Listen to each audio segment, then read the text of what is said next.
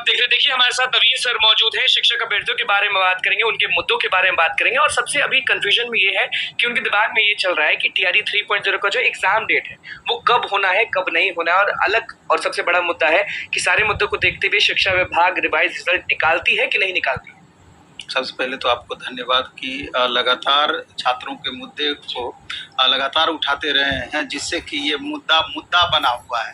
नहीं तो बहुत सारे ऐसे मुद्दे हैं कि धीरे धीरे कम होते जा रहे हैं या इंटरेस्ट बच्चों का उससे कम होते जा रहा है, जबकि ये सब वाजिब मुद्दे हैं पूरी तरीके से।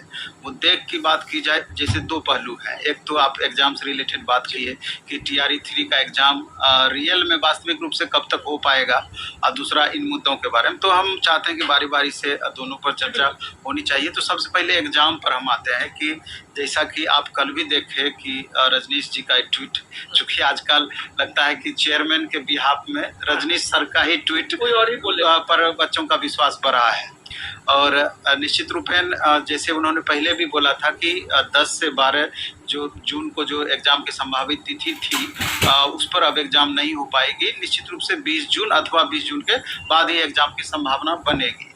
तो कल के ट्वीट के आधार पर अब ये लगता है कि 20 जून से एग्जाम संभव है, या ऐसा भी बताया जा रहा है कि उससे भी एक सप्ताह के बाद एग्जाम की संभावनाएं बन सकती है। लेकिन जैसा कि बताया जा रहा है कि जून के फर्स्ट वीक में ये बातें आधिकारिक तौर पर क्लियर हो जाएगी कि आखिर एग्जाम कब होना है। और ऐसे तो बताया जा रहा है, जैसा सुनने में आ रहा है कि 20 जून को पहले प्राइमरी लेवल का 1 to 5 का एग्जाम हो जाएगा और प्रत्येक सप्ताह करके एग्जाम होगा। वीक वाइज, हाँ, वीक वाइज 1 to 5 हो गया, 6 to 8 हो गया, 9, 10, 11, 12, इस तरीके से बातें चल रही है। तो अब हमको लगता है कि इस पर ज़्यादा बहस ना करते हुए 2-4 दिन की बात है, जून फर्स्ट वीक में ये बात क्लियर हो ही जाना है, वेट कर लेना चाहिए। और छात्रों को इसमें पढ़ना भी नहीं चाहिए, अपना वो तैयारी बेहतर तरीके से करते रहें। एक सप्ताह आगे पीछे एग्जाम होना है तो क्योंकि आप ज़्यादा इसी में आप उसी प्रकार करें जिस प्रकार से किए थे, या कुछ मेहनत ज़्यादा करना है? नहीं, मेहनत तो हमेशा छात्रों को ज़्यादा करना चाहिए, क्योंकि अगर एक सीट अगर आप अपना कंफर्म करना चाहते हैं, एक सीट सुनिश्चित करना चाहते हैं, तो ये आपके लिए गोल्डन अपॉर्चुनिटी है टीआरई 3.0। क्योंकि आगे चल करके आप देख रहे हैं कि लगभग 6.25 लाख अभ्यर्थी स्टेट में पेपर 1 पेपर 2 में फॉर्म भरे हुए हैं। तो स्वाभाविक रूप से 90% छात्र पास करेंगे ही, और ये सारे अभ्यर्थी टीआरई 4.0 में जाके सम्मिलित हो जाएंगे। तो कंपटीशन लेवल वहाँ बहुत ज़्यादा बढ़ जाना है। इसलिए करके 10 घंटे, 12 घंटे, 14 घंटे, जितना भी अधिक से अधिक मेहनत करना हो, टीआरई 3.0 में कोशिश करें कि एक सीट अपना कंफर्म करें। ये तो आपने बोल दिया कि जो लोग अभी पढ़ रहे हैं उनके लिए, अब उनके लिए बोलिए जो लोग सुनना चाहते हैं टीआरई 1 टीआरई 2 के जो अभ्यर्थी हैं, बड़ा टेंशन में अभी जिंदगी गुजार रहे हैं कि करें तो करेंगे। एक्चुअली में टेंशन का बड़ा सा रीजन खास करके वैसे अभ्यर्थी के लिए है कि जो कि एकदम बाउंड्री पर थे, यानी कि मार्क्स बराबर है, कंफर्म नहीं हो पाया, या जो 1, 2 नंबर 4 नंबर से जिनका कमी था, उनको एक आशा थी कि अगर थोड़ा भी उथल पुथल होता है तो हो सकता है कि हम दौड़ में शामिल हो जाएं। तो उसमें सबसे बड़ा मुद्दा अभी जैसे सीटेट वाला इशू देख लीजिए कि अदर स्टेट के महिला अभ्यर्थी को 90 से कम मार्क्स में कैसे सेलेक्ट कर लिया गया। आरक्षण का लाभ उनको मिल, हाँ, आरक्षण का लाभ निश्चित रूप से जो बिहार के बच्चों को मिलना चाहिए था वो उनको मिल गया है। हालांकि इसमें आयोग, हमेशा से हम बोलते हैं कि आयोग को भी यहाँ पर थोड़ा अच्छे से क्लियर करना चाहिए, ताकि अदर स्टेट के बच्चे को किसी भी सूरत में सीटेट में 90% मार्क्स चाहिए ही चाहिए, चाहे पुरुष अभ्यर्थी हो या महिला अभ्यर्थी हो।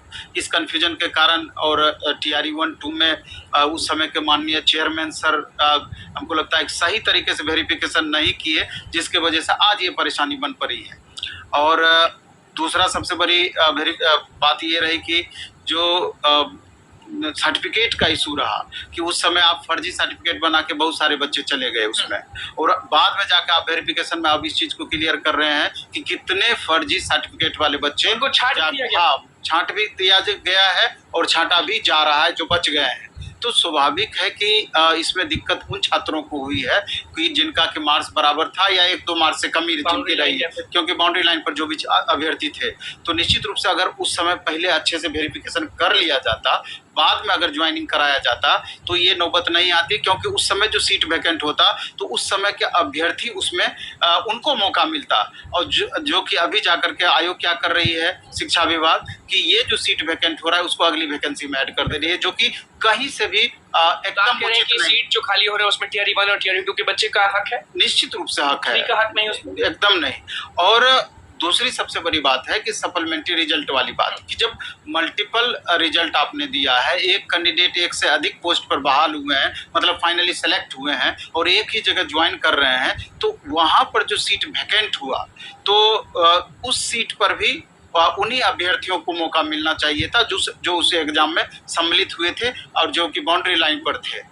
तो यहाँ पर भी कहीं ना कहीं इन बच्चों के साथ नाइंसाफी हुआ।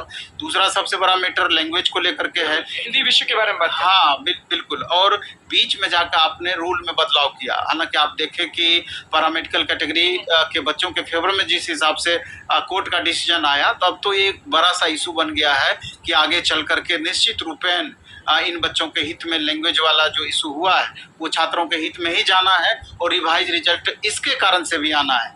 तो रिवाइज रिजल्ट अगर फिर से जोड़ दे के बोले कि रिवाइज रिजल्ट इसके कारण हाँ बिल्कुल आना है। आशा जाग जाती है अभ्यर्थियों के मन में। नहीं, निश्चित रूप से ये 34 याचिका दायर किया गया है सिर्फ लैंग्वेज को लेकर के कोर्ट में, तो और कोर्ट भी इसको लेकर के गंभीर है। तो यहाँ पर जो उथल पुथल होगा तो कुछ अभ्यर्थी निश्चित रूपेण अंदर जाएंगे या कुछ बाहर आएंगे, रिवाइज रिजल्ट आके ही रहेगा। हाँ, और आना भी चाहिए। बहुत सारे लोग ना कमेंट करते हैं जब आपका वीडियो आता है तो कहते हैं कि डोमिसाइल नीति लागू होना चाहिए सर, कैसे भी करवा दीजिए। तो कैसे कराइएगा? एक्चुअली में डोमिसाइल को लेकर के ये तो सरकार का हक बनता था कि डोमिसाइल के बारे में मामले को पूरी तरीके से क्लियर करने वाली बात थी। तो माननीय नीतीश सर जो भी उस समय किए, तो अभी तो देख ही रहे हैं सारा परिस्थिति। लेकिन अब ये मुद्दे थोड़ा ज़्यादा ही गर्म हो रहा है क्योंकि स्टेट इलेक्शन है, इस लेकर के मैं भी सरकार भी गंभीरतापूर्वक इस पर विचार करे और जिस हिसाब से लगातार इस पर माहौल बदल सा रहा है, तो आगे आने वाले दिन में शुक्रवार को शिक्षा विभाग ने शिक्षक अभ्यर्थियों को बुलाया है वार्तालाप करने के लिए। हाँ, निश्चित रूप से दबाव बन भी रहा है क्योंकि अभी देख रहे हैं कि आपके चैनल के माध्यम से, अन्य चैनल के माध्यम से जो छात्रों की सोच है वो जाहिर हो रही है और वो वाजिब हक चाहते हैं सरकार से।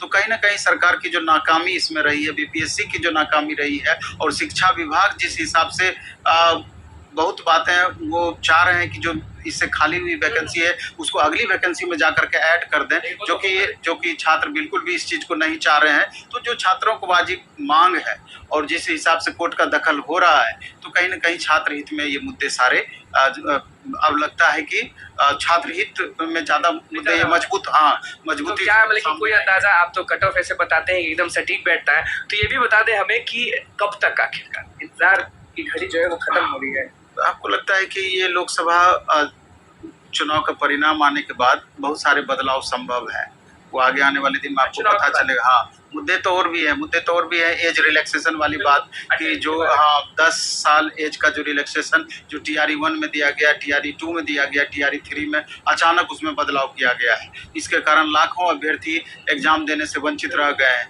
इसके बाद अटेम्प्ट वाली बात है कि आधिकारिक तौर पर अभी भी मुद्दे इतने हैं कि अभी भी ये बातें नहीं कही गई है आधिकारिक तौर पर एक सूचना के तहत कि 5 अटेम्प्ट वाली बात है। हालांकि हमको पूरी तरीके से विश्वास है कि 5 अटेम्प्ट सारे बच्चों को मिलेगा, लेकिन गवर्नमेंट को भी ये बातें पूरी तरीके से क्लियर कर देना चाहिए था कि सभी अभ्यर्थी को 5 अटेम्प्ट मिलेगा। नहीं तो अटेम्प्ट की तो बात ही पूरी तरीके से हटाना चाहिए। जब आप इतना टफ कंपटीशन ले रहे हैं, इतने अलग अलग स्टेजेज में ले रहे हैं, तो फिर ये अटेम्प्ट की तो बात ही नहीं उठनी चाहिए। बात ही नहीं उठनी चाहिए। तो देखिए, शिक्षक अभ्यर्थियों के जो मुद्दे हैं ना, वो नवीन सर ने फिर से सामने रखा है और सीधे कह रहे हैं कि लोकसभा चुनाव के कुछ दिनों के बाद रिवाइज रिजल्ट देना मजबूरी हो जाएगा क्योंकि वो स्टूडेंट्स का हक है। और किस तरह से सारे बातों को समझाए हैं वो आपने सुन लिया है, और TRE 3.0 के बारे में क्या बताया है वो भी आपने सुना। अब देखिए, जितने भी मुद्दे होंगे हम लगातार सामने लाते रहेंगे। तो दोस्तों, सप्लीमेंट्री रिजल्ट TRE 3 और TRE 1 को लेकर यहाँ पे नवीन सर से वार्ता हुई है।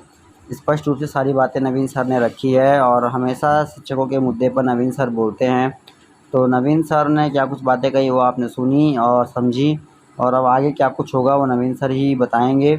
और जैसी रणनीति तैयार होगी तो वीडियो को शेयर कीजिएगा, और जो लोग भी सप्लीमेंट्री रिजल्ट का इंतज़ार कर रहे हैं उनको जल्द अच्छी खबर मिलेगी। इस वीडियो में इतने, धन्यवाद, जय हिंद।